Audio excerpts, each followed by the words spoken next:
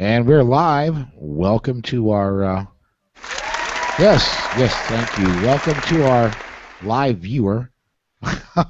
We are broadcasting live tonight from ABN Army Surplus. This is our normal recording of the Polite Society podcast. We record here every Saturday night at 6:30 p.m. Central Time. I want to say thank you to our advertisers for the show. Of course, there's ABN Army Surplus. You can see Gary walking around behind me. Concealment Solutions, Crusader Weaponry, New Jersey Second Amendment Society, and the Firearms Safety Institute. Without our advertisers, folks, we wouldn't be able to keep the show coming to you. So I want to say thank you to all of them, and thank you to the viewers, those who do actually tune in to watch us live. We're getting ready to go here, and we'll be moving along here in just a minute. We're going to do a little bit of different. We're going to do the Ask the Gun Doc segment. Joe Chetwood is joining us and is live with us right now. We're going to do that segment first so that if he needs to, he can bail, and then we're going to get into our regular show. We had intended for Bob Main to join us again tonight. He had some family issues. He couldn't join us, and he hopes to join us again in the near future to talk about the Beyond Concealed Carry class coming up in Sioux Falls next spring. So that's what's going on, and we'll be moving forward here in just a minute or so. Just so you know, we're going to schedule that concealed carry class here 4 times a year. Yeah. We're not responsible to. Yeah, we talked about it. Okay. We talked about that last week in the interview. So. I don't really need the headset. Hey, we're getting viewers in. There we go. Very cool. Also, a reminder to our viewers, you can click the Q&A button if you're watching on Google Plus or on YouTube. You can click the Q&A button and send us a question in, and we'll read it live on the show.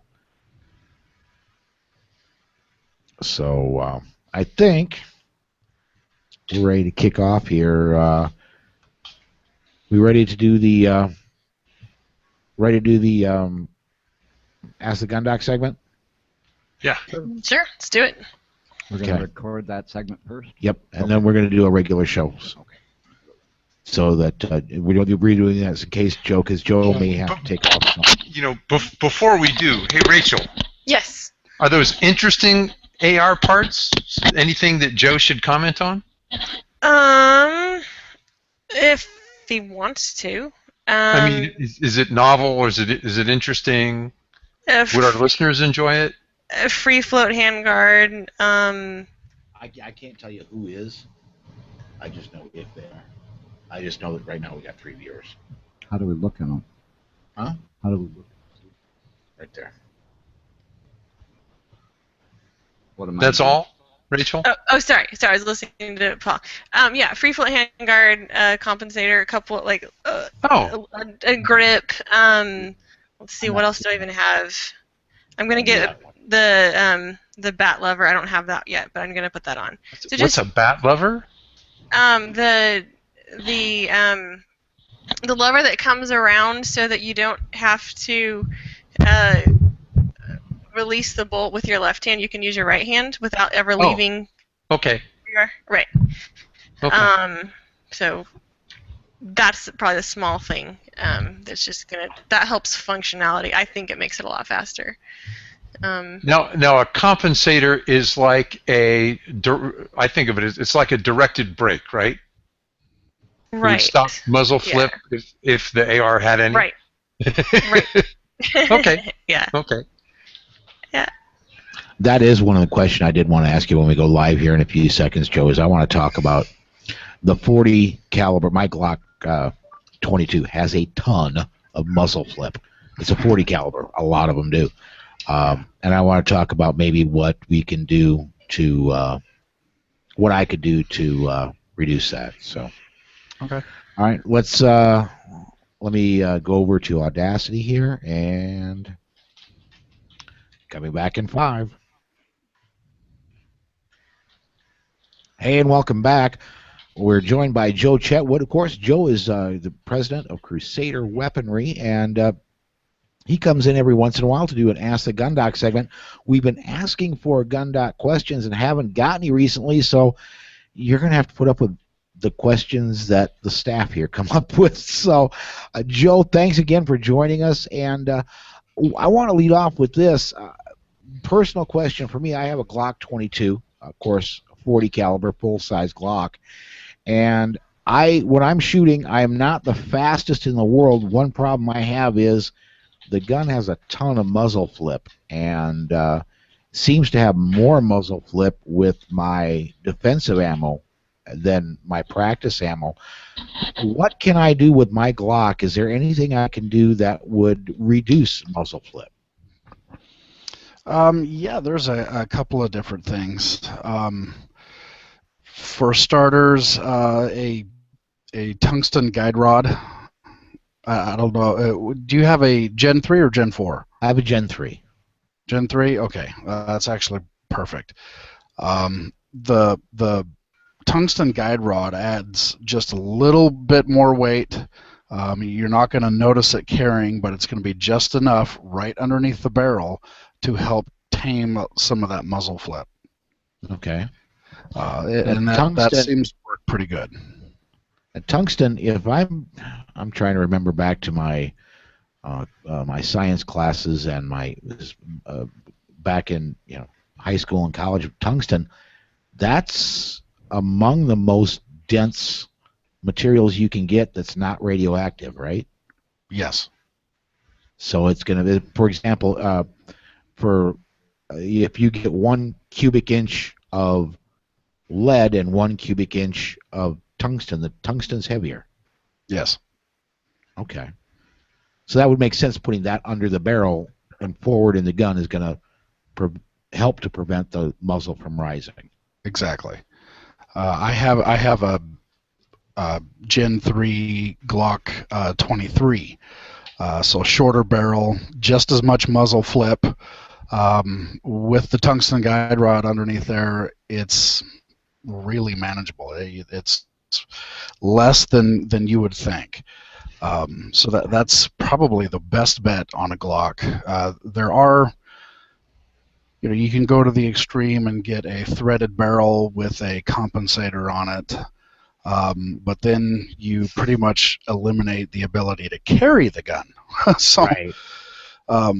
So the tungsten guide rod is probably going to be your absolute best bet. Yeah. Yeah. Now, is there, again, besides the threaded barrel, are there any other things we can do to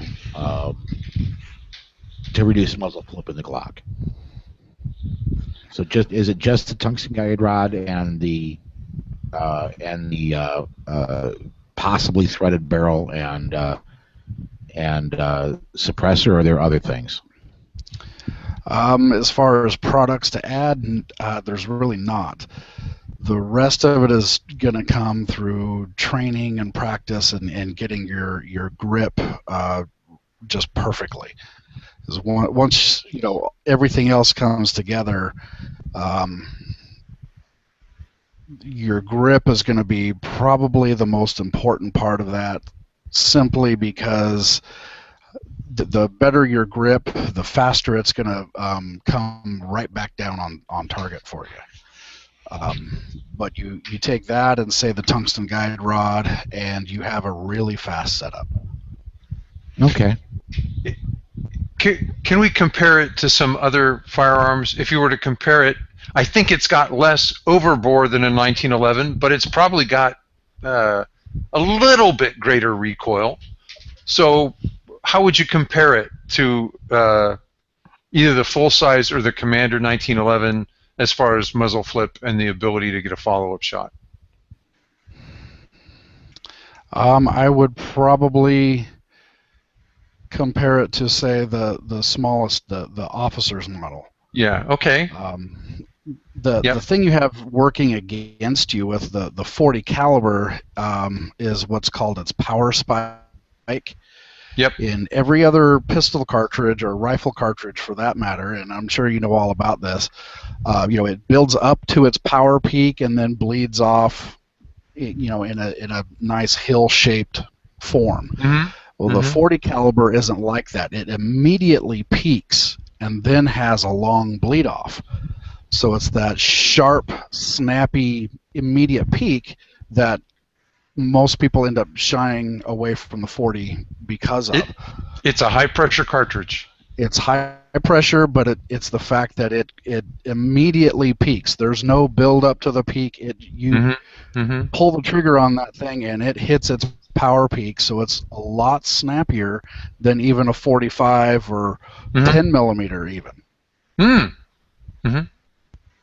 Now, I've heard it described that when you shoot a 40 compared to a 45, the 45 actually has a little more recoil, but the recoil is pushed back into your hand as opposed to the 40, which is snappier. Is that fair to say?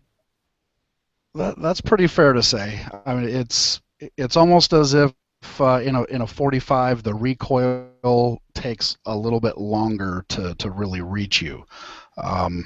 And power-wise, that's kind of exactly what's happening. I mean, it's all happening in milliseconds, but it's a longer push with the 45 instead of just a snap with the 40. Okay. Very cool. Well, that covers my question about the 40 caliber. And now let me ask this then. I know you can change out the barrel on the Glock. All you have to do, I think, is get a replacement barrel and different magazines, and you can go from a 40 to a 9. Or so if I'm guessing if you wanted to even further reduce the muzzle flip, you go to 9 and continue. You would still go use a tungsten guide rod. Then, do you have any experience with shooting is there any muzzle? I mean, a 9 doesn't have much muzzle flip to start with. That's got to take it just about down to a 22 caliber muzzle rise just on about. that, I would think. Yeah. And the other thing I would do is get the spring, the guide rod spring there for a 9 millimeter, just to make sure that you keep everything reliable, because it is a little bit stronger spring with the 40. Okay. Right. But yeah, you switch that your 22 down to a 9 millimeter, and yeah, you're gonna lose the muzzle flip. Sure. Well, that's kind of what I had. Did anybody else got any questions for Joe?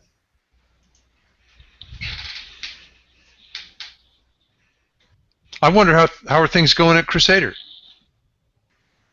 Things are going pretty good. We are just getting back from the show the baby off to the in-laws trip, and which, good, bad, or otherwise, it was there.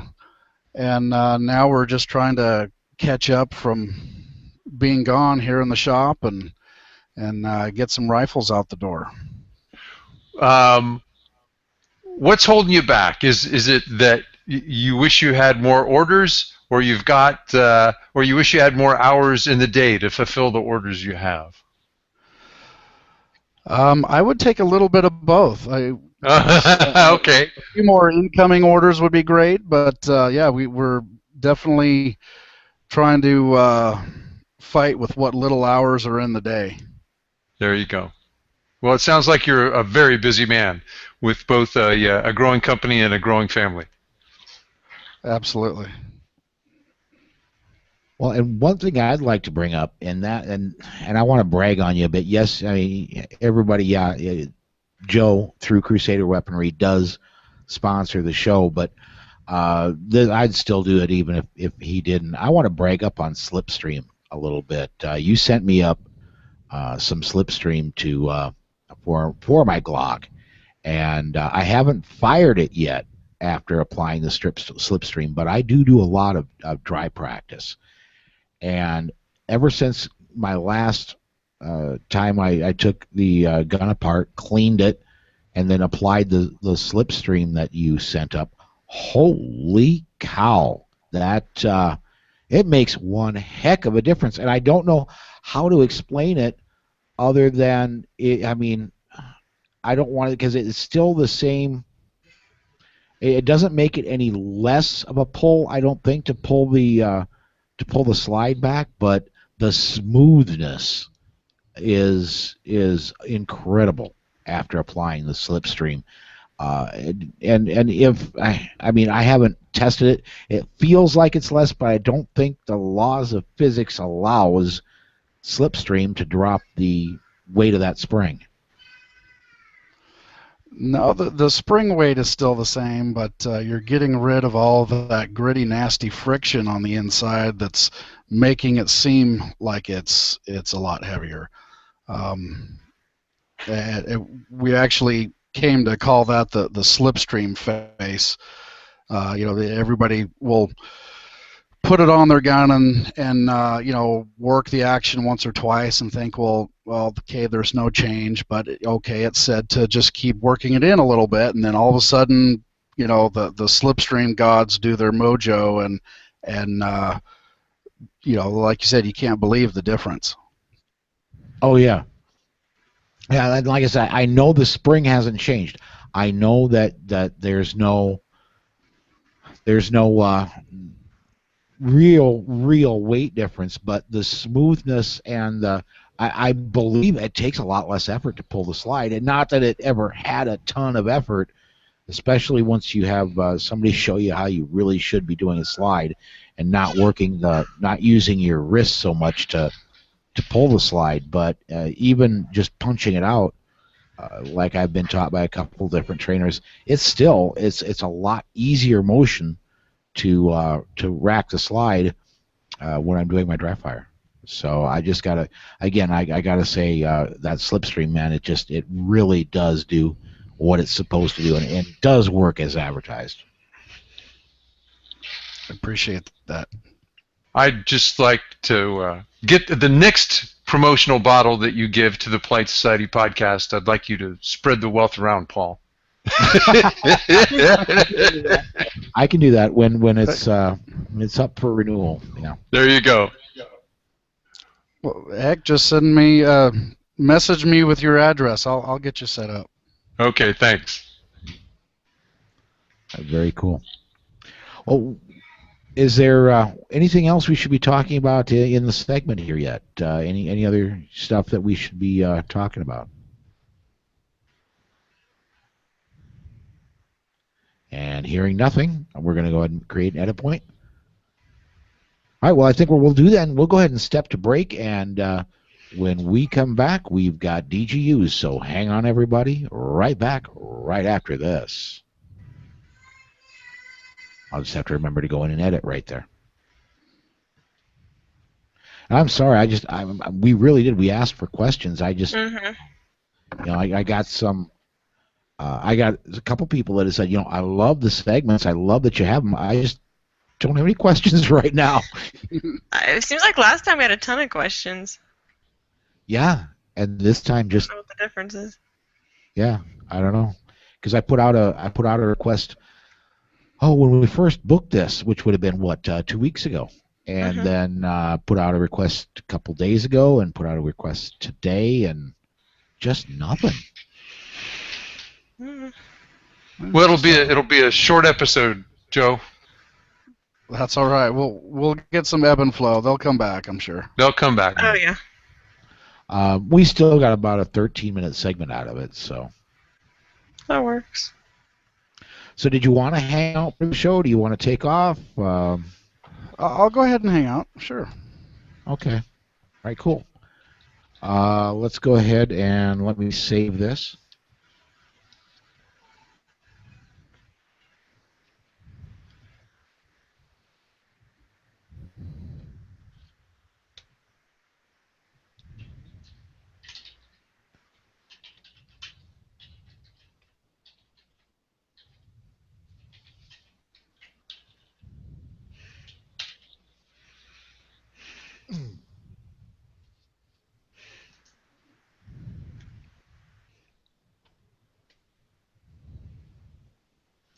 And I hope I don't get feedback, but I need to call Gary in here. So just a second. Okay. Mr. Gary doing an open, calling Gary Harpster. There we go.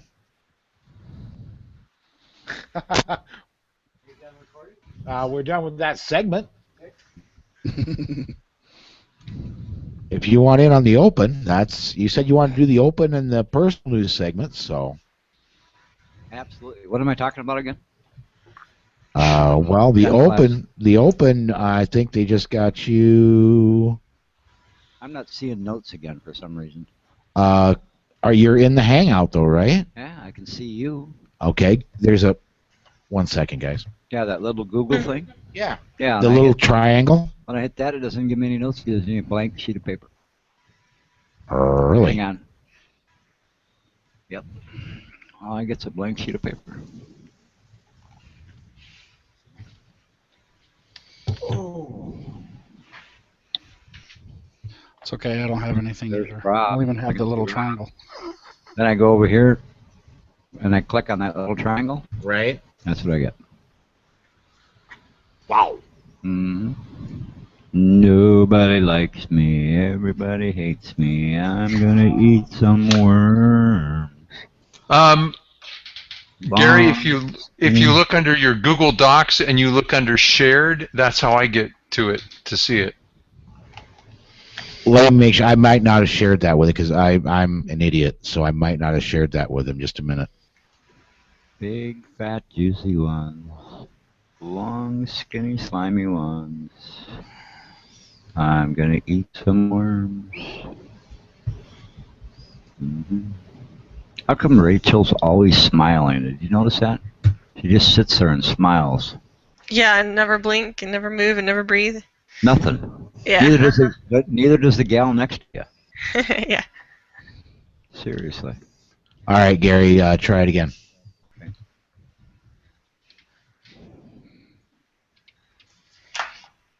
Whoa! Now there we go. Okay. All right. Yeah, it was the idiot that created the document. Don't share that with anybody.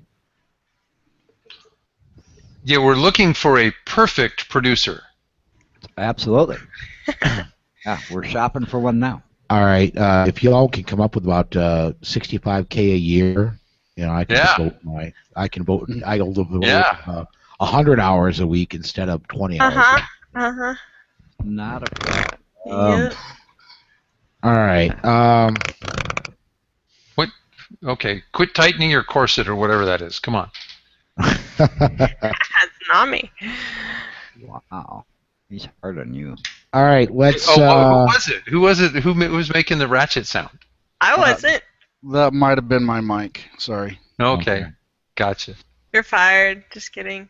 Put some slipstream on it. I understand it stops that kind of squeak and grind.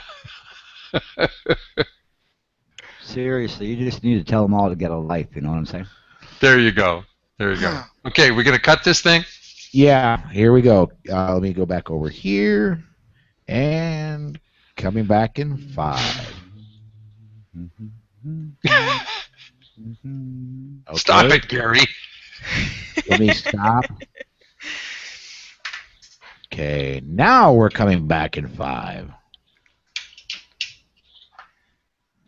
Hi, and welcome to Polite Society Podcast, recorded live on Saturday, August 2nd, 2014. I'm Paul Lathrop. I'm Rachel Malone, and on tonight's show, we'll talk with Joe Chetwood of Crusader Weaponry. I'm Rob Morse, and we also have our usual self-defense news. And I'm Gary, and I am lost, so we will cover DGUs tonight as well.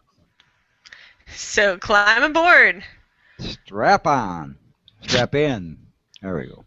I'll learn to read English. And hang on. Let's do that again. Yeah, think? Maybe. Yeah, I think we could take the time.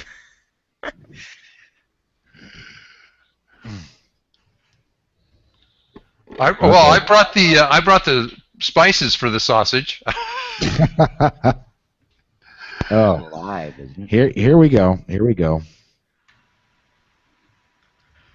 Hi, and welcome to Polite Society Podcast, recorded live on Saturday, August 2nd, 2014. I'm Paul Lathrop. I'm Rachel Malone, and on tonight's show, we'll talk with Joe Chetwood of Crusader Weaponry. I'm Rob Morse, and we have our usual self-defense news. And I'm Gary Harpster. We're also going to cover today's DGUs, defensive guns.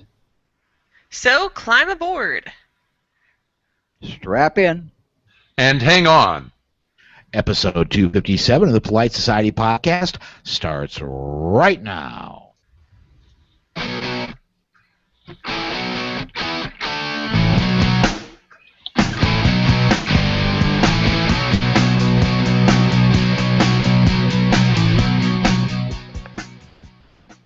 Hey, and welcome back. We are live from ABN Army Surplus, and as usual, we go straight into our personal news segment. I'm going to go ahead and look at the lineup on the bottom of my screen. First up I see is Gary Harpster. We are, of course, recording here at his store. Gary, what's up with you? What have you been doing since the last time you've been on the air? Well, it's been a busy week. You might remember last week we had our gun classes here, CCW classes. Yep. The ladies' gun class, and the afternoon was a CCW class. Nice turnout. Good people. They enjoyed it. The class went really well. Everybody got their official paperwork, and was both happy with the quality of the instructors, as well as how smoothly the class went for the students. So that kind of started our week. We've been working with police and sheriff's departments around the upper Midwest, too, so we have been in the process of rebuilding an entire section of our wall here for police, sheriffs, fire, emergency personnel with a new equipment. So we will carry for everybody who's interested both a nylon line of duty belt equipment as well as a tooled leather line of duty belt equipment. So we've been working with that, and that's been kind of fun because we've had a chance to look at some new products, some new things that we haven't had in the store before. We now have a whole lineup of everything from handcuff cases to batons to baton cases to flashlights to just about anything our listeners would like, quite honestly, put in a box and ship to them. We got a real nice lineup from Fox Tactical and from Duty Man for the tooled leather. So it's been a busy week trying to put all that together. Okay. And then we added a huge book section to our store, as you can see behind you. So we have gone from just having a couple books on occasion, and we're going to have almost 18 books here in the store. Everything from field combat and survival techniques, that type of thing, right down your basic outdoor needs, basic campfire starting and how to pitch a tent and all that kind of stuff. We're going to have a full line of manuals here in the store as well. So it's been a real busy week at the store getting all that stuff together. Cool. That's been my week. Alrighty. Next person on the bottom of my screen here I have is Joe Chetwood. Of course, Joe's going to be doing the Ask the Gun Doc segment here in a little bit, but he's going to go ahead and join us for most of the show at least. So, Joe, since the last time you've been on with us, what's been going on with you? With me, it's just building rifles or going to see the in-laws. So, okay, take your pick. Is there something unexciting about your in-laws that you wanted to tell all of us, or just us and a few thousand guests who wouldn't want to spread the. Say something nice about them right now, because you never know how far it'll go to. I mean, all our listeners out there will be saying, "Hey, look, when somebody's going to see him at the mall and say your son-in-law was talking so nice about you guys." Mm-hmm. Let me think. Wrong response. Now you're in serious doo-doo.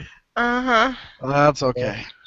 All right, well, I've never been out of serious doo-doo, so. Yeah, no more frivolous crap. Okay. Yeah. All right. Well, let's go ahead and move on to our next face on the bottom of my screen. That's Rachel. Rachel, what's been up with you since the last time you were on the air? Well, I've mostly just been busy living life, keeping things rolling at home, and spending a lot of time getting ready for Academy 31. That's the girls' camp that I run here at the farm where I live, along with a couple of friends. And this is our staff weekend, so we have all the staff girls here helping get stuff set up. and tomorrow the girls actually come in, so they'll be here for 2 weeks. Okay. Well, the last couple shows I edited. I wasn't on it, but I edited the last show, and of course the one before that, I edited them all. But last couple shows, you had some AR build that was going to happen, or at least some replacement of parts. Yes. Is that still not happened? Well, I can't do it right now with the camp I have. So yeah, last Saturday was kind of like my last window where I could do it, and that didn't work out. So it's going to be a few weeks. I have a friend who agreed to help me with it because it's beyond my gunsmithing abilities, to be honest. But he's out of town now, so it's going to be a little bit. But we'll get it done. Maybe, hopefully, by the end of this month. Oh, okay. Yeah. That's quite a long way. I know it's really sad. It's really sad. So if anybody else wants to help me out, that's fine. But yeah, the good news is, of course, once you get it reassembled, you go, gosh, now we have to take it out and try it out. Oh, for sure. Like I'm taking it out as soon as I get it ready. But well, both you and Joe are in Austin. It's not. Are in Texas. Texas isn't that big of a state, is it? Oh yeah, it's like you can drive halfway to California and still be in Texas. That's all. Yes, you can. Yes, you can. Rob, then you're next on my list of faces, man. What's been going on with you? I spent a couple hours with CERT training with a new shooter last night. The student lives in California, but she just spent the last few weeks reporting from the Texas border. That was a pretty intense experience for her, and she came back with a strong, a renewed appreciation of self-defense after having spent some nights and days on the Texas border and reporting on it. I had to break the bad news to her that she has to leave the state to concealed carry. But the good news is that a Utah or Florida non-resident permit will give her most of what she wants. So, Rob, are you telling me that the old story that the police will protect you and that the Texas border is secure just didn't impress her? Well, it left an impression, all right. Yeah, it would do that. Yeah. Yeah. What was she doing down there on the border exactly? You said reporting from there? Yep. She's a reporter. For one of your local papers or television stations? I'm not going to say. Oh. Well, you got to have some guts to do that kind of thing. Oh yeah, you do. I was just curious. Did she run into a situation where she felt in peril? I guess other than probably the whole situation. There are lots of paths, lots of roads, lots of places they chose not to go, given the goings on the border. Yeah, it's hairy. Yeah. And I remember. It hasn't been all that long ago that the National Parks Department was putting out signs in places where basically it said, "Don't go here; it's not safe." And the reason they were saying that is because of activity related to trafficking of illegals. Yeah. Well, the wearing body armor was sort of a clue that this was not a meet and greet at the local country club. Oh yeah! Wow. On the other hand, when it came time to presenting a firearm from concealment, she goes, oh, "This is way easier than trying to claw your way under plates." Yeah, it is. It is. Okay. Well, next on the list is the only one left is me. What's been up with me? Well, I'm proud to say that our new family members made it home. Sunday, we went to the local rescue and picked up our two new dogs, and they made it home and are adjusting very well and are amazingly well behaved dogs. I couldn't be more happy with how well they're getting along at the house and how quickly they bonded to Susan and I. So, Paul? Yeah. I saw two medium-sized dogs trying to occupy the same overstuffed chair. So I would say they've blended in just fine. Yes, yes. They are, and medium-sized dogs. Yes, one of them is about 90 pounds. The other one's just over 100.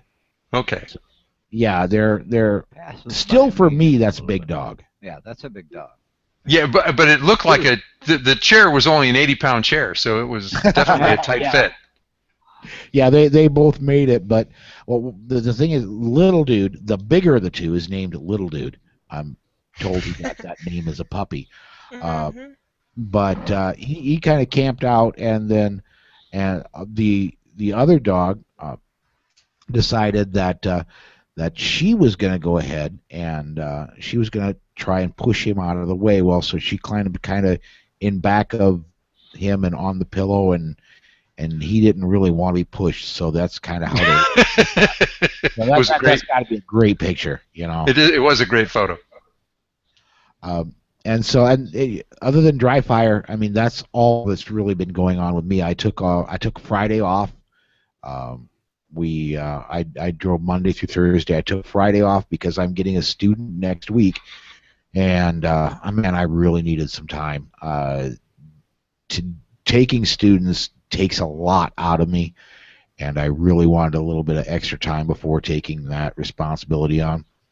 And so I'm at the middle of a 3-day weekend right now. And I wanted to mention before we head off that Gary Doherty, our sometimes co-host here and sponsor of the show through Firearms Safety Institute, he sent me a text just before we went live, wanted me to mention, if we could, that he's going to be holding a concealed carry class August 16th and 17th. That's going to be in Villa Park, Illinois.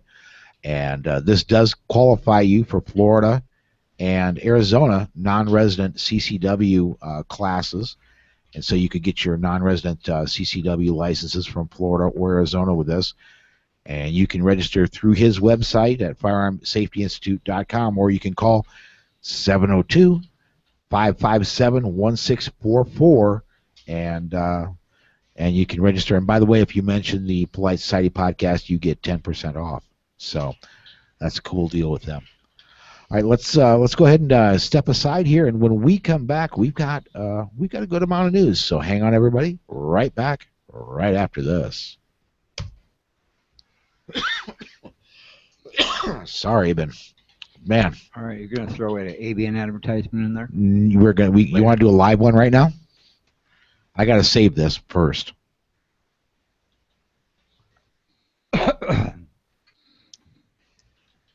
You could throw one of those 15-second or 30-second deals that she just did in there. It's up to you, Ben. Whatever you want to do. Yeah, let's do that. We'll do a live one toward the end if you want. About what we talked about.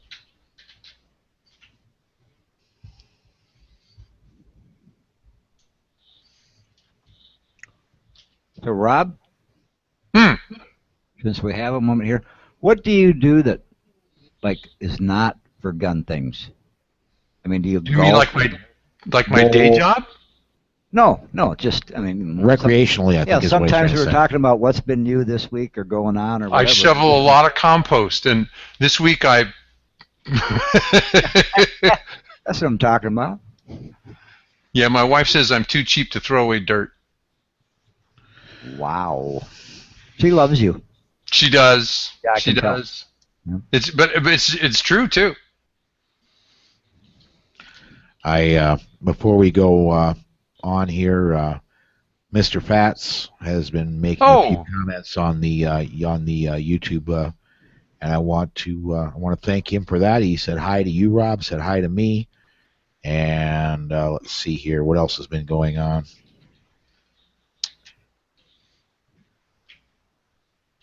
Okay, that's about it. So we got that cleared. I don't see any Q&A hits. Reminder, everybody, you can do the Q&A app, and we can get a question live in here on the air. And I think we are ready to go with news. Super. Do you want me to bring in, or do you want to? Who has the first story? Rachel does. Yeah, why don't you break? I got the first one. Just a second. Let me. Okay, we ready to go? Okay, let me know. And yep, whenever you are. Right, coming in 5. Welcome back to the Polite Society podcast. We're going to jump right into our news segment. The watchdog group Judicial Watch sued the Department of Justice and won. A federal court ordered the DOJ to turn over an index of materials related to the Fast and Furious gun-running scandal.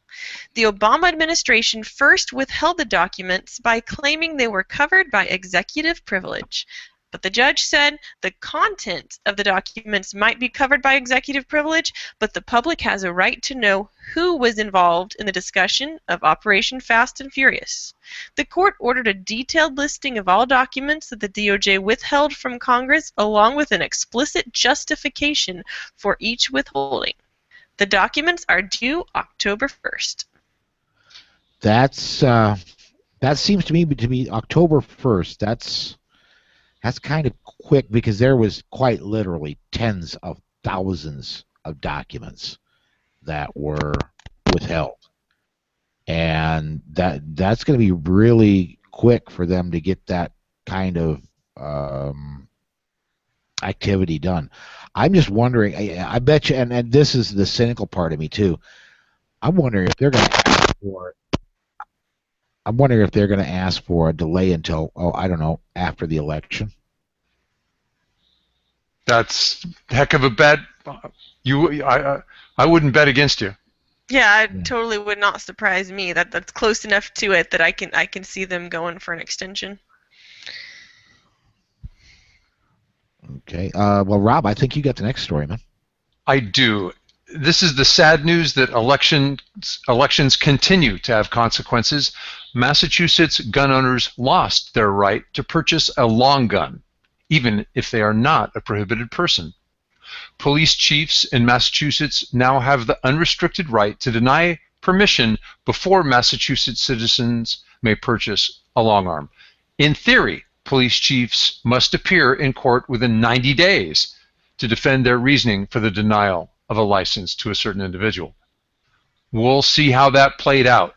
That particular amendment in a firearms restriction bill was passed by one house, denied by the other. In conference, they added it, they took it out, and on the last days of the legislative session, it got back in, and this is what we have to live with.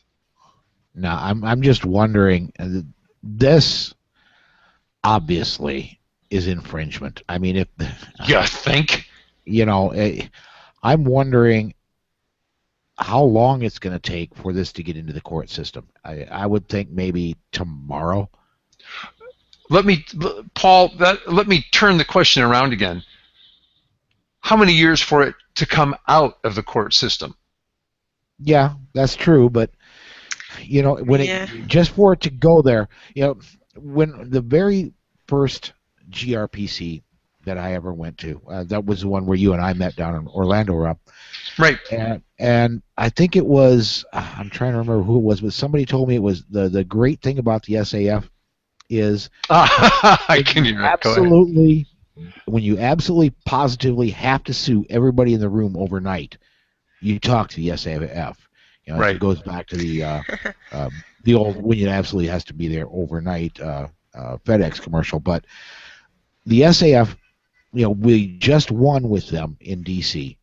They've been suing the pants off the states all over the place, and you got to know they're just itching to get into this one. I hope they do. I hope they win. What saddens me is that we can infringe on our rights in a moment, and it may take 10 years to litigate our way back to freedom. Oh yeah. Yeah, well, D.C. has been how long? Yeah, right. Even since the Heller decision, that one was 8-9 years ago. And it's taken that long. Then it's taken more lawsuits, and that long for it to get through to where just a couple weeks ago we had the Palmer decision. Now, speaking of the Palmer decision, our next story, D.C. appealed and was granted a stay in the case of Palmer versus D.C. The case was brought against D.C. because they'd have had a blanket prohibition on citizens carrying in the district. Now politicians will go to work on D.C. gun owners. The obvious political solution is that D.C. will allow the police chief to deny permits to anyone she wants. That may issue or a good cause solution as practiced in New Jersey, and by the way, about half the counties in California, has repeatedly passed legal review. Now, I'm going to say if it is anything other than shall issue, we know it's going back to court, but Palmer, I'm wondering how much not Palmer but Peruta in California, with that sitting out there as a positive on our side.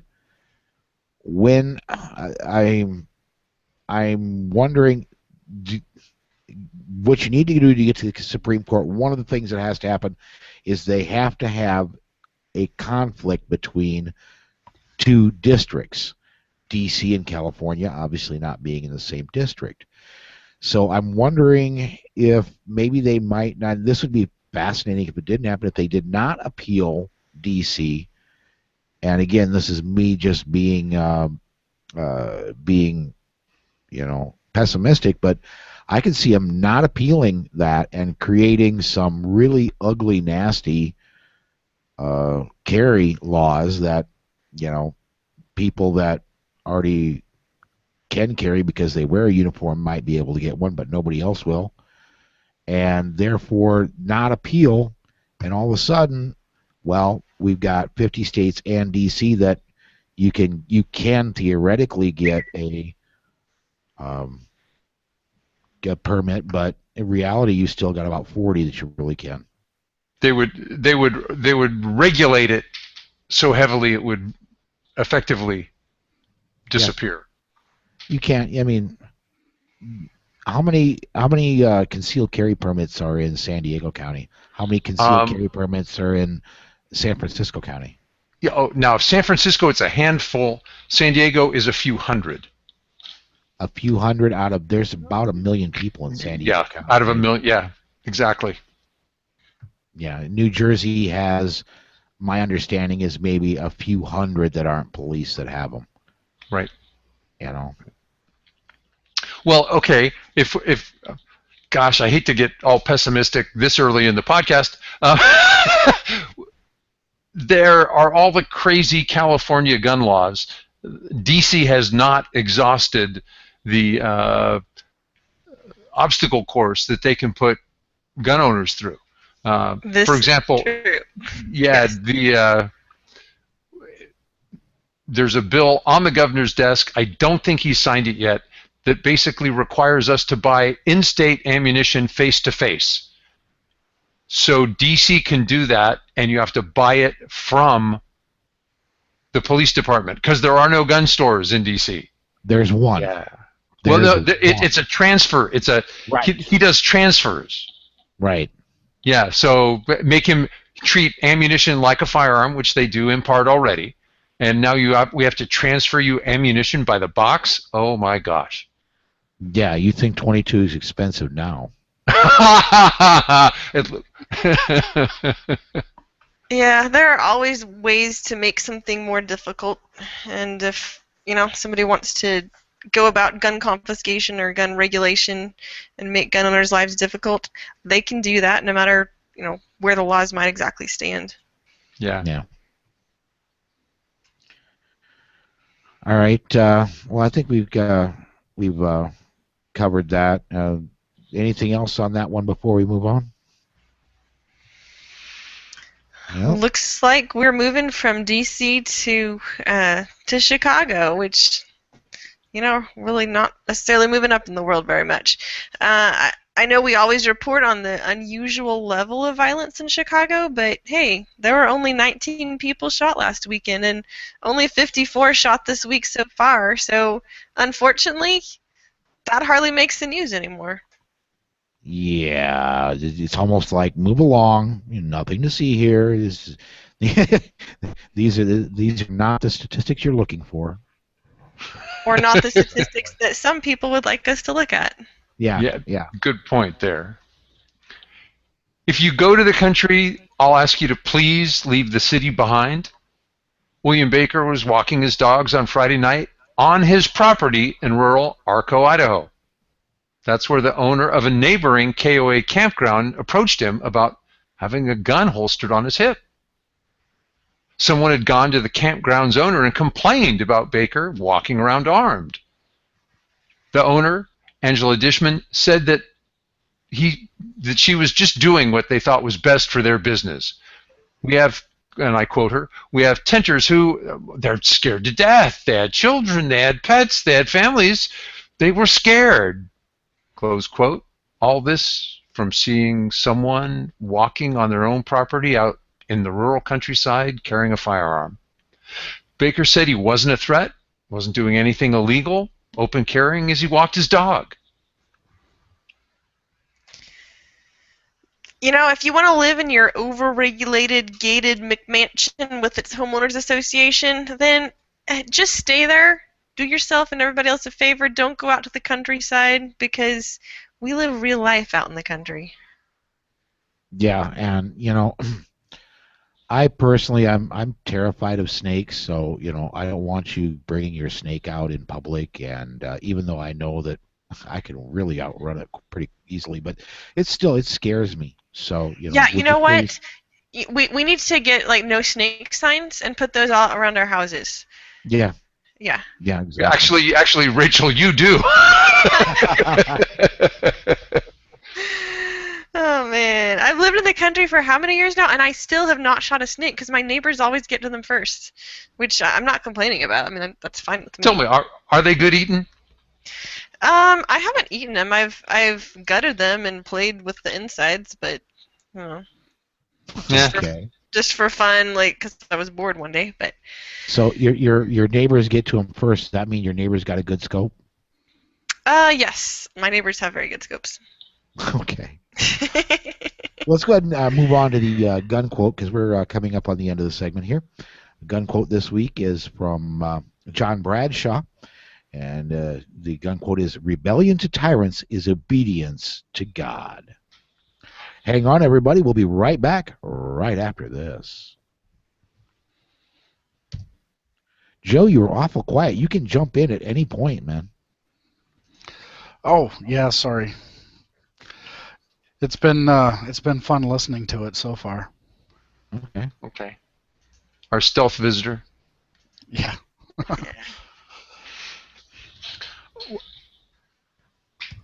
It's a hell of a difference this week. On the Wednesday show, you guys had a 27-minute news segment. Seriously? This one, yeah, wow. This one was 12 minutes, 38 seconds. We had a lot of material Wednesday and a lot of really good discussion about it, I thought. Yeah. So. Different weeks are different. That's true. Yeah. Oh, you know what? I'm going to take just a half a second break. I need to run up to the restroom, and then we'll get flying again. Okay, I'm going to go grab something. See you in a second. All right.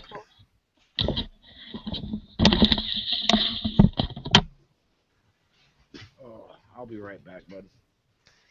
Okie doke.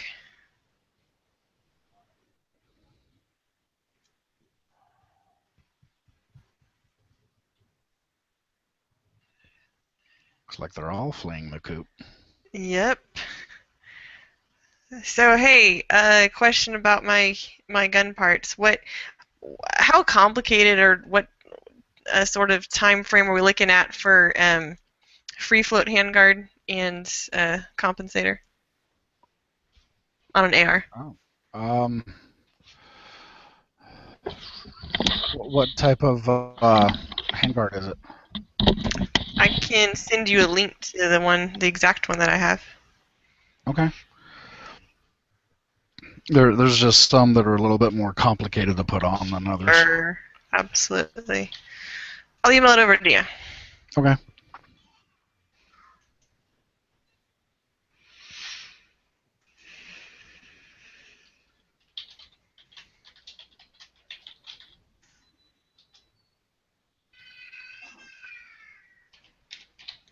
Was that your little ones, Joe?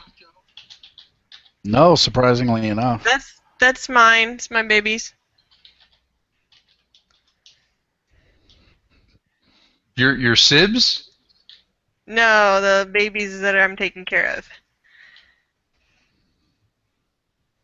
I've got my sibs, and I have friend and her babies that I'm mostly taking care of. Oh, what? Can you? We're not recording. Can you tell us? No, I'll tell you. Maybe this is going out over YouTube. Yeah, it's going out over YouTube. So I know you took somebody to the emergency room. I wanted to make sure they were okay. Yes, yeah, she's doing much better. Okay, great. Yeah, thanks for asking. So we still just have the one DGU then? No, there's two. another. Yeah, okay. 2. Yep. Let me scroll back up to that. Okay. I think we're ready. I'll bring us back. Here we go. Coming back in 5. Hey, and welcome back. Here's our DGU segment. First one is mine, so kicking it right off. Witnesses in Tallahassee, South Carolina say that Bradley Payne and a homeowner were arguing outside when Payne threatened the homeowner. The homeowner retreated to his home and told Payne not to enter. Payne jerked open the screen door and entered the home before being shot in the hip by the homeowner. The homeowner then called 911, and no charges were brought against him. One thing I'll say, you get shot in the hip, now it could be a fatal. There's a lot of really important blood vessels that are down in that area, but you get hit in the hip or in the pelvis, man, you're not going anywhere. Right, and that's true. Even if you're, super high on drugs or who knows what, and you don't even feel anything, you can't stand if you have that structure that's gone. Yeah. Yeah, so that's what stands out for me on this one as somebody that's a former EMT is when you get hit in either the hip or the pelvis, man, that's the end of your mobility for a good long time. We're talking bumps. Yeah, exactly. So. Do y'all ever do? I'm sure you do. There's a specific drill that a group I train with sometimes does, like the mobility drill, that involves really going for the pelvic girdle, just in the event that other shots don't work in a self-defense situation, and you need to stop the person. Well, and I'll say this, when especially now, let's look at this from a bad guy's perspective. Okay, bad guy's doing something that really shouldn't be done. All of a sudden, especially if it's a female that has a handgun and it's pointed somewhere that looks like it's going to go somewhere very important to guys, do you think that's going to be a deterrent? Let me think about that one for a minute. I can volunteer an answer. No. I would imagine, you get these people that are real brave and want to, and put up a front and, I'm willing to die for da-da-da-da-da. You point something down there, and they realize that if they don't die, they're going to have a life of misery. And I would imagine they're going to think about that even faster than if you have one pointed towards the head or pointed towards the chest. Just my personal opinion as Paul Lathrop, nothing else. Gotcha. So, Rachel, I think you got the next one. I sure do. A homeowner grabbed her gun when she heard someone attempting to break into her Manatee County, Florida home while her husband was out playing bridge. The suspect had used a rock to break part of the Logan's door, and the suspect seems to have fled once he realized there was an armed person inside the home. This homeowner said, "I don't know what was going on in my mind. Honestly, all I wanted was my gun. When I called 911, she kept saying, 'Put the gun down, put the gun down.' And I said, 'I'll put the gun down when I see the police.'" Awesome. That's a happy ending, isn't it? Yeah, and smart for her. Yeah, something just happened. I'm terrified for my life enough that I drew my gun. I'll be darned if I'm putting the gun away until I see a badge. Seriously, yeah. And this is the kind of statistic that really made me do a 180 in my thinking on guns, and on the efficacy of using guns in self-defense, on carrying a gun, having a gun with you. I mean, y'all know my story. 5 years ago, I guess it was about 5 years ago, I was trying to convince my brother, another friend, that it was stupid to carry a gun, that you were more likely to hurt yourself or have the gun taken away and used against you than you were to ever be able to use it to protect yourself. And I don't know why, but for some reason the statistic giving the number of times when somebody simply showed a handgun, they didn't even fire a shot, and the attacker left just on seeing the gun, that is one of the biggest things that changed my mind and made me realize, hey, it really is effective to have a firearm, and I think I want one. Yeah, there you go.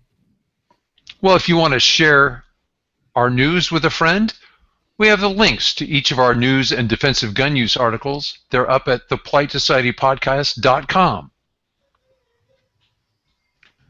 Well, let's go ahead and do this. We're going to step aside. We've got our tips and tricks segment. This one is another one of the Kathy Jackson series.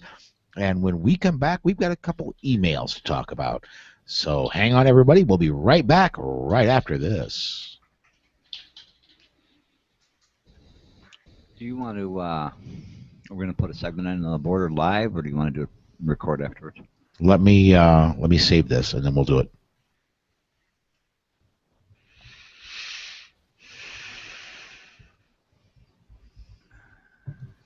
Gary and I are going to do a live promo here real fast.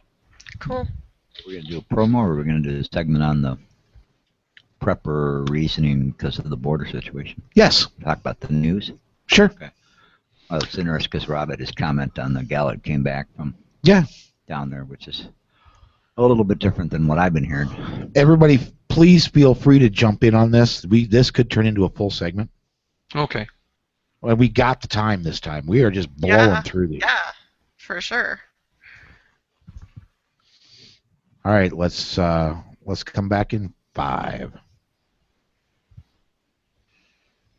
Hey, and welcome back. We wanted to add one more segment in here, and Gary, I wanted to talk with you specifically about this. We talked a little bit about this before we went when I was still setting up here, and we were getting ready to go live. But there's been some activities down on the border, and it does have to do a lot with prepping, because you and I were talking, and you were saying that some of the people that are coming up through the border, through the southern border, there's not really great immunization down there, and there are people that have not been immunized and are sick with some diseases that are generally pretty rarely seen up here.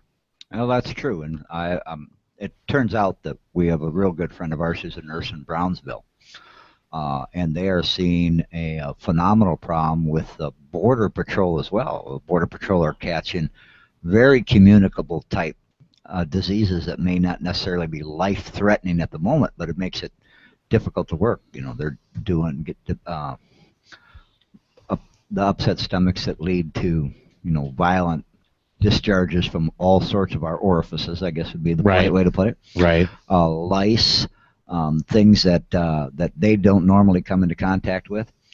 The hospitals and the clinic staff are seeing unimmunized children, like you say, bringing diseases into this country that we are not normally seeing, or normally a community takes care of it pretty quickly, and they're seeing it in overwhelming numbers because these kids are coming, sadly, but nonetheless, they're coming from countries that do not have those medical protections in place and those medical preventions in place. So like you and I were talking a little bit about, when somebody thinks about preppers, oftentimes the non-prepper person thinks doomsday prepper in the $500,000 bunker they're showing on TV. Yeah. But the reality of it is that particularly for people like our audience, where they're more attuned to the preparation part of ammunition, they're more attuned to the self-defense type thing, is just to remind them that there are a lot of other types of prepper things we need to keep in mind and reasons to prepare. And one of them is the southern border issue. Regardless of how you stand politically, regardless of how you stand with hopefully Rob, because you just had a friend who's come back from that, understanding the sympathy for the people themselves, because honestly, it's not an 11-year-old's fault that they got dragged through this process. But we do have issues that are affecting the people in southern Texas. And as they pick these kids up and transport them to communities throughout the United States, these communities are going to have those issues too. And people who are serious preppers need to understand that that too is something they should prepare for. Make sure that they have stockpiles within their preparation supplies. So for the simple types of things that they don't consider. For example, do you have a lice type shampoo in your prepper kit? How many people really think about that kind of thing as an issue? Do you have the antimicrobial hand wash? Yep, yeah, exactly. Do you have some of that in your prepper kit? There's a lot of those kinds of things that when you look at stories like this, if you can look beyond the headlines, if you're a prepper particularly, somebody who's basically wants to be ready in case the tornado happens, there's a situation where you want to also be ready in case they drop 30 or 40 or 300 busloads of people direct from the border up here without much more than a check, a balance, and here's a seat. Yeah. So as we watch the national events, it's just to keep in mind that it's not always the major event that requires you to break into your prepper supplies. It may be a minor event that causes you to have to use some of your prepper supplies. So. Well, and not only that, I would say if you're into prepping, if you're into making sure that should an emergency happen, that you are prepared, that you're going to make it through it. In the major situations like a flood, like a tornado, like a hurricane or an earthquake, breakdown in infrastructure can easily, quickly, after 3 to 4 days, if that sanitary system goes south, you could be dealing with health problems in a hurry afterwards. That doesn't take long for those things to crop up. Absolutely, and oftentimes you think about the things like power being out for a short period of time. I had a conversation with a lady today because we have a prepper class coming up in September about the fact that, again, a prime example of the South, when you have a tornado or a hurricane come up, oftentimes people have to evacuate. Now you've got the situation going on the border, and I've heard from a lot of families that they want to move out of that area. Not move permanently, but because of the situation, they want to get out of that area, get their kids out of that area. If you don't have power, how are you going to pump gas? If you don't have power, how are you going to have clean water? So you can be, without power for just a week, or you can have a mass exodus from some type of area like a coastal hurricane or this situation down in Texas where all of a sudden a lot of people want to leave. They're finding some gas shortages down there all of a sudden. Things that you just don't think about on a day-to-day basis, but I just wanted to, have some conversation to remind our listeners that something as simple as all of a sudden, a lice problem at a local school caused by an immigrant family that wasn't checked through the border carefully enough, can all of a sudden you got a small town that wants to mass exodus out of there with 2 gas stations and they're out of gas. So the old rule to keep a half a tank of gas in your car all the time can apply even the sunniest, nicest weather. Oh, yeah. It was just it. Just a little conversation to keep everybody thinking that there's a variety of situations you want to be ready for. You bet. So let me ask this then. We mentioned a couple things. Of course, the hand sanitizers and things like that. But another thing I was thinking of that everybody should have in their kit I don't know, unless you're somebody like me that's kind of into medical, is I carry, of course, again, I'm a former EMT, I carry latex gloves, and I carry a good supply of them everywhere I go. I carry a particle filter mask to go over my face everywhere I go. Now, that's more for dealing with, and this is another thing, goes right back to the to the condition of these people. In the Central America, in South America, they still have active cases of tuberculosis, TB. Correct. Yep. And so, if you can, that is airborne. You can catch that just by being around somebody that has an active case and happens to be coughing when they're around you. Sure. And you really don't want to.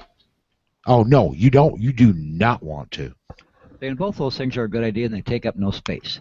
Anybody that has any kind of a little kit in their car, like you say, you don't have to be an old EMT to think about the fact that you ought to have 10 or 12 pairs of cheap latex gloves and a couple of those inexpensive breathing masks in there, because there are all sorts of situations where you might use that type of thing. And this national scene thing is kind of a reminder of that. How many of us have passed by an accident on the road where we might have wanted to stop and help, but you don't know what situation that person's in. Were they sick when they got the crash? Were they headed to the hospital because they had stomach flu and that type of thing? So it's just that the simplest things. Rob, did that gal, when she came back from California, share any of those facts other than her uncomfortableness for the situation that she's in, what she was seeing down there? I don't think it was. I think it was more an issue of picking up a bullet or being assaulted at night within a few feet of the Rio Grande. I don't think she was. Well, oddly enough, they didn't worry about the snakes at night because they couldn't see them at night. Yeah. Out of sight, out of mind. She didn't talk about any special, whichever her news crew was. They didn't take any special precautions for medical at all. Not Masks, as far as I gloves, know. Nothing. Huh? Nope. Go ahead, Rob. I'm sorry. They were talking more to law enforcement and border patrol than the migrants themselves. Okay. Yeah. I know that I've noticed a couple times where you'll see where they're doing the interviews inside of where the migrants are. And you'll see, this is one of those, only in America. In the background are doctors, nurses, and healthcare professionals, and they may be even food professionals, and they're working in the background, and there's some news person that's standing there doing this presentation. And everybody else in the room has got masks and gloves on, like Paul was mentioning. They all got the breathing masks. They all got the gloves on, except the news lady. Because she has to look good. She's man! dressed in that skirt, and she's dressed in that very nice blouse and the nylons and the heels, and she's walking over and putting the microphone in front of somebody's face, where the medical aid worker just a second ago walked away with full gloves and a mask and everything else on. And they're sticking the mic right up there, and the gal's talking in the mic, and then she's turning around and putting the mic up to ask another question in front of her, and then turning around and back there. And then she turns around and face back to the camera. You see the health worker come back, and the health worker still got the gloves and the mask and all that kind of stuff on because of the situation. And sometimes you want to scratch your head, only in America. Yeah. Yep. Well, we do have an assumption that I can do stupid things and a doctor can fix it. Yes. Yeah, good point. Yes. However, there are things. That's not true anymore. There are things that just docs cannot fix, and I'm not speaking. Although I am, obviously that goes directly to AIDS. There's no cure. They can control it better than they could, but there is no cure. But going back to things like tuberculosis, if you get a full-blown case of TB, you know what? There's no cure. It can be kind of controlled, but you will die from it. Yep. There's no way around. You're going to die from it. Anyway, I want to real quick, going to our live page, we got a comment here. It goes, hi guys, Dr. John Dean here. Wanted to let you know I'm over 250 signatures on my petition to carry in my hospital. Just had another dinner with Chris Bird, holding. Also, he says, holding gun on pelvis allows you to see the hands of the guy better. Going back to our conversation a little bit ago, if you're holding over the penis, if you're shooting at if you're holding so that the guy thinks you're going to shoot his junk off, you can quite a lot easier than if you're trying to hold over his head or his chest, see what his hands are doing. So very good point there. And thanks for the comment on the live page, Dr. Adine. Good and great on you. 250 signatures from one hospital? Oh, that's amazing. Yeah, yeah. I've been emailing John a little bit, and I met him at an Appleseed a few weeks ago, sometime last month, and he's doing great things, and I really appreciate it. Yeah, I emailed with him once or twice as well. I noticed he's been commenting on a lot of things, and also he was. By the way, for the listeners that don't listen to Gun Talk, he was able to give Rachel a shout out on Gun Talk a couple 3 weeks ago. So very cool. All right. Anything else we want to cover on this one before we jump off and go to our last break and then come back and do email? Just one real quick comment, because I like the current news. Right now, Toledo, Ohio has a water problem. 400,000 residents affected. They cannot drink the water, and that is because of an algae in the water system. You can find that. You'll probably see that news on tonight as they go over the details of it. But there's another situation where, you know, when we talk about preparation, we don't talk about the end of the world. Right. We talk about that situation that the rest of the folks aren't preparing for. And right now, 400,000 residents in Toledo, Ohio, cannot drink the water. So there you go. Right now, I can tell you honestly, right now at our house, we've got 25 gallons of water, and that is set aside for use in an emergency. I'd like to ask each of our listeners, how much water you got? How long could you last? Yeah, it's usually going to be the unexpected thing that you're not prepared for that really gets you. That was driven home to me really, really clearly in a sort of a humorous way. Last year, I was sitting in a ladies' self-defense class. I was one of the instructors for the event, so I was sitting in the back and letting the girls listen. It was for the girls' camp last year.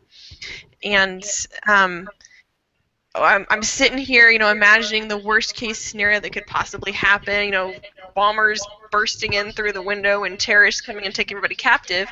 And suddenly I drop my pen, and I try to grab it, and I'm not quite sure how it happened, but I ended up drawing blood in my hand trying to catch my pen. That was the last thing I expected to happen right there.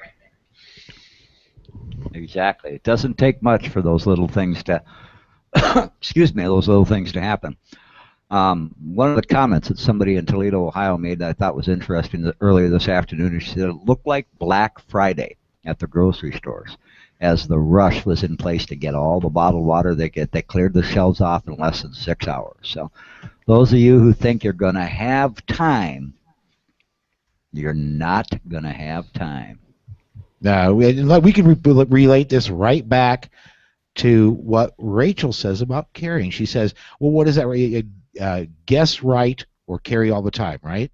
That's right. Okay. So guess right when the water shortage is going to happen. Guess right when the tornado is going to come through. Right. Guess right when something bad is going to happen, or just get prepared now. Easier to get prepared now. Yep. All right, let's go ahead and step off to our last break, and when we come back, we do have emails, and we'll close the show up. Hang on, everybody. Right back right after this. Do we want to do a live promo, or do you want me just to run what we just recorded? No, let's just run what she did. Okay, and, am I? We'll couple those, and we'll go from there. I'm still echoing to myself, really bad. I can't hear it at all on my end. Would you like us to echo to you as well so that you can get a chorus going? Just a second here.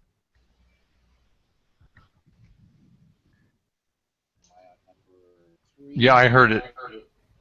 No, I'm hearing I hear what it's. You guys have we're hearing the speakers at ABN. Oh, okay. Because there are no speakers at ABN except the big one Paul's had on the floor the last month or so. Yeah. Well, I'm hearing the room echo, and nobody else has a room big enough. Okay, well, just a second here. If I hit that, it should go away. And it shouldn't be echoing at all. Hello, hello? Hello, hello. It shouldn't be echoing at all. Rob, I think I'm still hearing. Talk again. Mamma mia, mamma. Rob, I think she wants you to talk. I was going to wait till. Okay, do you hear an echo? Yes. Faint. I'm hearing a faint echo from you, and I'm still hearing an echo from myself. Okay, hang on just 1 second. You're going to need headsets. You still hear the echo? Let me see. No, I'm not hearing an echo from myself. Oh, well. That's interesting because we never had that. You never had that. Yeah, it just happened. I wasn't earlier in the show. Testing. I don't think is mic on. Yeah, Okay. I'm hearing you. I'm not hearing myself in the speaker. All right. How about testing? What now? I am. Yeah. Okay. Now I got to save this just a second.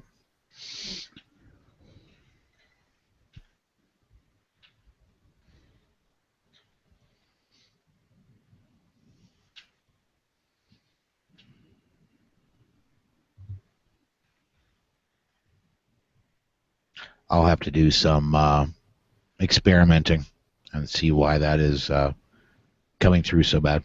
That's the first time that's happened. Yeah, it is. I might have to move that farther out. Yeah, or it's bouncing off of something, right? Is it pointed toward anything right there? No, just your pointed toward your bumper stickers. They shouldn't reflect that bad. They shouldn't reflect that bad. No. All right. Let me see. Who wants to do emails? I already signed them. Signed them. Oh, God. Rachel, you did. Okay, you have been bringing us back in. All right. Well, let's go ahead and I'll bring us back in 5. Okay. Hey, and welcome back. This is our listener email segment, and we've got 2 emails. First one comes from Ken in Arizona. He writes, Paul, I was listening to Hickox 45's latest radio show. He was talking about the Civil War, and it got me to thinking, isn't it interesting how the firearm manufacturers were located in free states 150 years ago, and today the ones up north are leaving and moving to the new free states in the South. Such a coincidence that the firearms are made in free states? Maybe the South will rise again. Ken in Phoenix, Arizona. That's a good point, man. Yeah, and as much as I'd love to see them move to Sioux Falls or South Dakota and some of the northern free states, it does seem that all the firearms manufacturers that are moving are going south. Anybody else? There's just a lot more there for them to draw them to the southern states. Mm-hmm. Well, that's true. And you used to be, the southern back when they started it. The Northeast was the quadrant for manufacturing. That was the industry, and where the industrial complex was, and the South was all agriculture. Well, now that's not the case. So if you're going to pick a place to move out of the Northeast when you're tired of it, you have so many more choices than you used to. Atlanta and Birmingham, Dallas-Fort Worth, Phoenix. You can go over dozens and dozens and dozens of fine communities in the South, more than big enough to handle large manufacturing of firearms and weapons. And many of those states, tax-free states or tax incentive states for corporations anyway. So I'm actually rather surprised, having spent a lot of time in New York and New Jersey for Hurricane Sandy. I'm surprised that every large company in that upper Northeast just doesn't move out. Move west, move south, get out of there. I can't understand it. Okay, Different time. Yeah. I'll take Ken's second email. He writes, Paul, over the weekend, including one DGU on your show from last week, there were 2 news items where criminals involved in home break-ins were shot by homeowners defending themselves.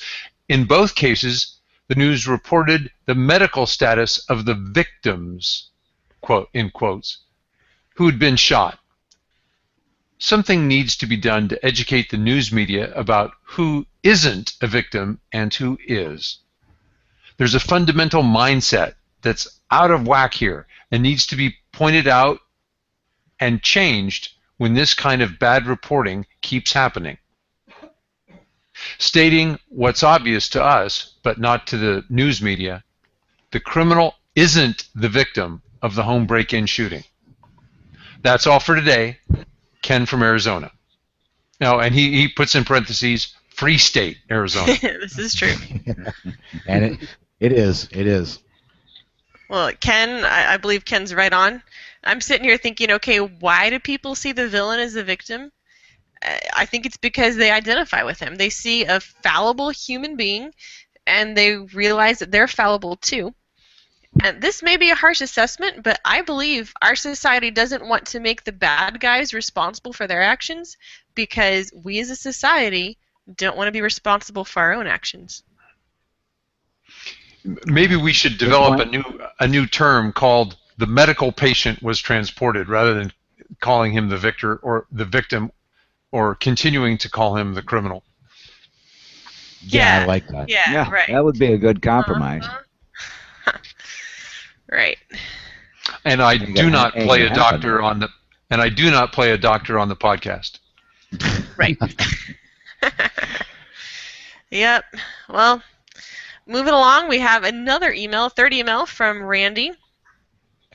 Here's what he writes.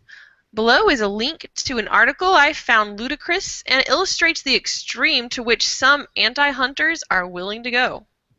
Thought it would make good material for your discussions. I haven't vetted the article to see if it is legit yet, but even if it is a hoax, it is just too good not to pass along. Really enjoy the podcast. Thanks, Randy. And this is some article where it almost read like it was The Onion about how human beings should really intervene so that wild animals won't eat each other. Never mind that's how the planet world works. The planet worked Right. long before there were any Right. people walking on two legs. Because it's just so sad for animals to eat each other. I mean, like, who would eat an animal?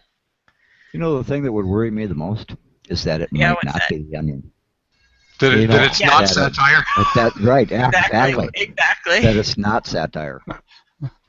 Yeah. We should find the author of that article and send them that T-shirt. Have y'all guys seen it? It says "Animals taste good." Has a picture of a few animals. Oh, I always, Isn't that what PETA stands for? people eating Yeah, tasty pretty much. animals. People eating tasty animals. Mhm. You got Yeah. it. I seen a T-shirt a while back that says, and I'm going to have to rephrase this: "My food defecates on your food." Good thing Yes. change that around just a little bit. Yeah. Yeah. Have to see if I can get that T-shirt in the store. That T-shirt. All right. Ooh, Well, what's Rob- that? Not me. Not certain. Rob, why don't we move from there to ask, what have you got on your blog that's been up recently, man? Well, what I want to brag, Paul, and I'll claim that all the people that came to my articles must have been listeners to our show. When I commented on Shaneen Allen and the football player Rice. Oh yeah. I don't know who relinked it, but I got 2,000 hits in one day. So Nice. Wow. whoever that was, Wow. thank you. I wrote another article called "A Few Honest Men in America." We are our country's conscience. Sometimes we forget that. We think that the police and the government determine what's right and wrong. That's inaccurate. And I found thousands of times where governments, our government here in the United States, turned a blind eye to mob rule. We've had hundreds of cases of mob attacks and thousands of mob murders.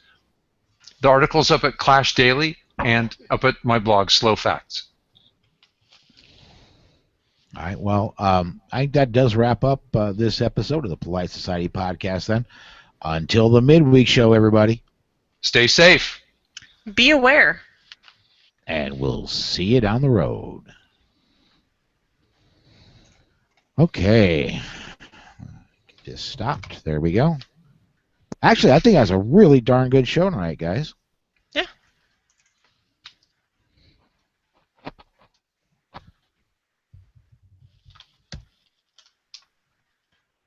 Okay, checking to make sure. See if we have anything on the chat page. Nope, still just that one last one. Check to see if we got any YouTube comments.